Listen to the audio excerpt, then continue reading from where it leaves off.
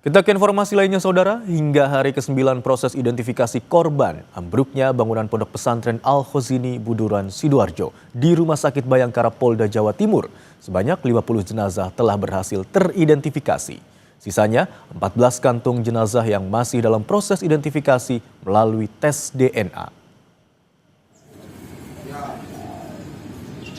Dua jenazah terakhir yang berhasil teridentifikasi yaitu korban asal Bangkalan, Madura, Malvin 17 tahun dan M. Iqlil Ibrahim 15 tahun asal Jember, Jawa Timur. Kedua jenazah juga telah diserahkan ke pihak keluarga pada Jumat malam. Hingga saat ini masih ada 14 kantung jenazah yang belum selesai proses identifikasi. Tim DVI Polda Jawa Timur mengaku mengalami sedikit kesulitan identifikasi pada beberapa jenazah ini.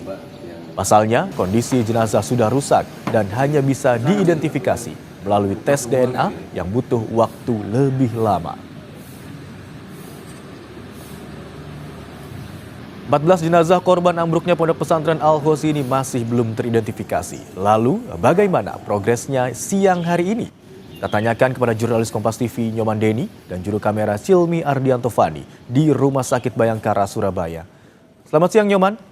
Tim DVI saat ini masih menunggu hasil tes DNA. Lalu, apalagi langkah tim DVI untuk mempercepat proses identifikasi?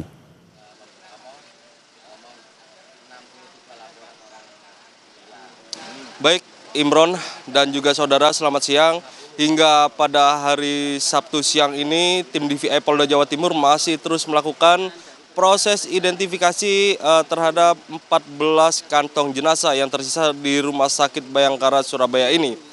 Dan pada hari Jumat kemarin, tim DVI berhasil mengidentifikasi 3 kantong jenazah berdasarkan pencocokan data dari antemortem dan juga pencocokan data dari postmortem. Selain itu, tim DVI Polda Jawa Timur juga melakukan pencocokan data menggunakan hasil tes DNA yang telah dikirimkan ke Laboratorium Pusdokes Polri di Jakarta. Dan hingga saat ini, tim DVI juga masih bekerja keras untuk melakukan proses identifikasi terhadap 14 kantong jenazah yang ada di Rumah Sakit Bayangkara, Surabaya ini. Dan sejumlah keluarga juga masih menunggu di tenda di sekitar Rumah Sakit Bayangkara, Surabaya untuk menantikan hasil identifikasi yang dilakukan oleh tim DVI. Dan 14 kantong jenazah ini juga masih ada di rumah sakit dan pihak dari tim DVI juga masih terus melakukan pencocokan data. Seperti itu, Imron. Baik, hingga saat ini 14 korban atau 14 jenazah masih terus melalui proses identifikasi. Sementara itu hasil tes DNA telah dibawa ke Laboratorium Pusdokes Polri yang berada di Jakarta. Terima kasih atas laporan Anda, jurnalis Kompas TV Nyoman Deni dan juru kamera Silmi Ardianto Fani. Polisi telah menaikkan status hukum dan menemukan unsur pidana dalam kasus ambruknya Pondok Pesantren di Buduran, Sidoarjo, Jawa Timur.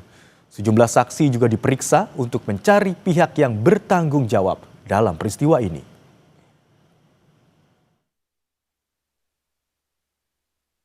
Tragedi ambruknya Pondok Pesantren di Buduran, Sidoarjo, Jawa Timur meninggalkan duka dan menyisakan tanya. Salah satu keluarga korban meminta penyebab ambruknya ponpes diungkap agar peristiwa ini tidak terulang kembali.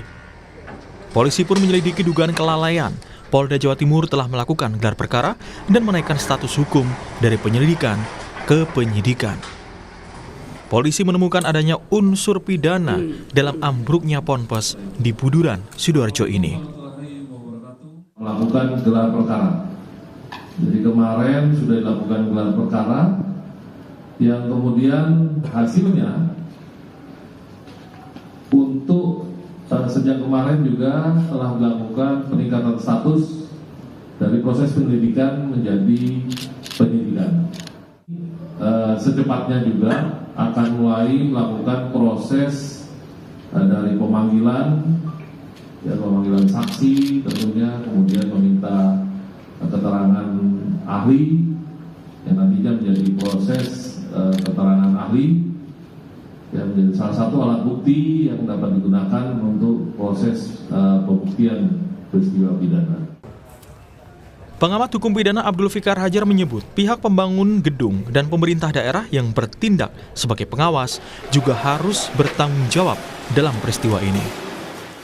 bahwa peristiwa pidananya sudah terjadi, ada orang meninggal, ya, ada orang mati tertimpa gedung, ya, yang seharusnya gedung itu tidak ambruk, gitu, ya, tetapi karena kelalaian atau apapun namanya, ya, dia ambruk sebelum waktunya. Kalau usia bangunannya sudah 200 tahun mungkin masuk akal kan begitu ya. Tapi ini kan mungkin juga belum sampai puluh tahun gitu, ya, itu bangunan. Nah, karena itu kemudian harus yang ikut bertanggung jawab adalah pasti itu pembangun gedungnya. Ya, pembangun gedungnya sekali juga pihak pengawasnya gitu. Dalam hal ini adalah pemerintah daerah gitu.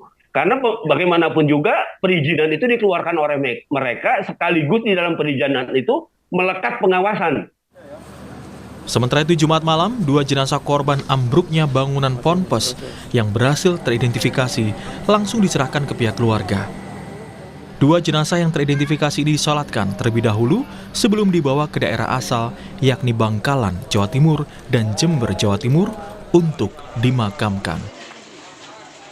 Tim Liputan, Kompas TV.